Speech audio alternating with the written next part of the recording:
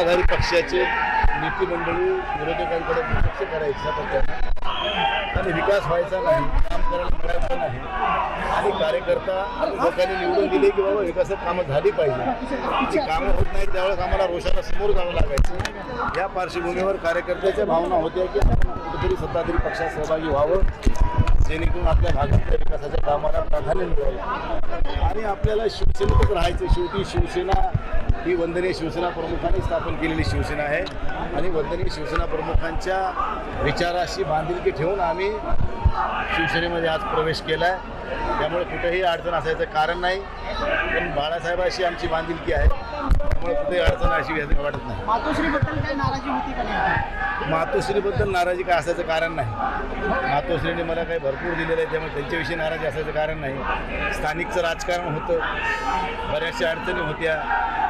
पक्षात नवे आलेले लोक आम्ही स्थापनेपासून सोबत असून आम्हाला अडचणीच्या गोष्टी सामोरं जावं लागत होतं आणि मग कार्यकर्त्याच्या खालच्या जिल्हा परिषदेच्या निवडणुकीला बघितलं असेल की मोठ्या प्रमाणामध्ये इंटरनल वादातून काही आमच्या बऱ्याचशा जागा पडल्या.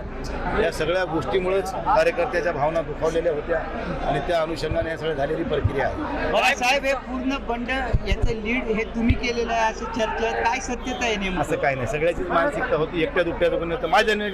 माझ्या मने ऐकायला त्याचा माझा मतदारसंघ वेगळा आहे, ते एकीकडं मी एकीकडं. आता ठीक आहे, नांदेड हिंगोली बाजूला आहे.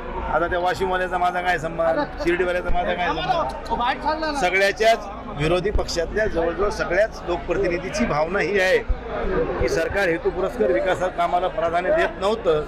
म्हणून सगळ्याची मानसिकता होती की आता आपल्याला विकास कामं केल्याशिवाय लोक विचारणार नाही आणि निवडणुकीचे समीकरण बदललेत, त्यामुळं आता विकास काम केल्याशिवाय पर्याय नव्हता. आणि त्यामुळं सगळ्याची मानसिकता होती कार्यकर्त्यापासून नेतेपासून की कुठेतरी आपण विकासात्मक दृष्टिकोन काम करायचं असेल तर सत्ताधारी पक्ष सहभागी व्हावा. अरे कशाचं मंत्री फिंत्री जाऊ दे.